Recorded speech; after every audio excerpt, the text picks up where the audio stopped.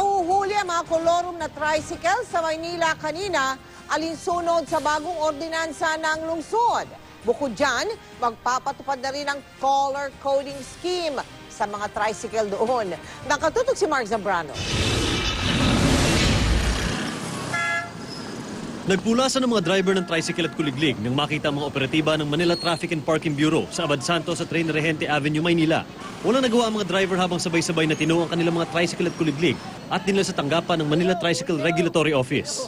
Alinsunod dito sa bagong City Ordinance No. 8291 na layong alisin ng mga kolor na tricycle na bumabiyahe sa mga kalsada ng Maynila. Ipinagbabawal din itong dumaan at mamasada ang mga tricycle at kuliglig sa mahigit 40 main road sa Maynila.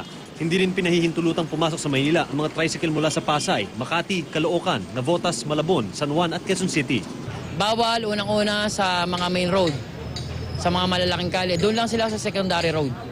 Yun, hindi para sa amin yun. Para sa kapakanan din ng mga tricycle driver, pedicab driver at sa mga pasaheros nila. Sa ilalim din ng ordinansa, ipatutupad ang color coding scheme sa mga tricycle. Ibig sabihin, may kulay ang bawat tricycle depende sa distrito ng Maynila kung saan ito namamasada. Pero ayon sa mga driver, hindi raw nila alam ang mga elemento ng ordinansa. Doon po kayo nahuli sa Soler eh. Wala naman po sa National Road eh. Kasi hindi man kasama po yung Soler sa ano eh. Sa sinabi ni Erap eh. Paliwanag ni sir, huwag daw talaga yun sa bawal. Pero kung tatawid lang daw, pwede. Pero napawi ang kanilang kalungkutan sa biglang anunsyong ito ng MTPB. O ngayon, ni 5, wala kayong ilalabas na pera rito.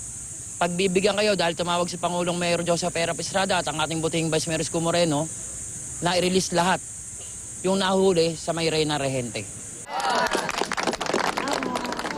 Paalala ng MTPB, magrehistro na lahat ng tricycle sa TODA para hindi masali sa mga kolorum na huhulihin sa mga susunod na operasyon. Mark Zambrano, nakatutok, 24 oras.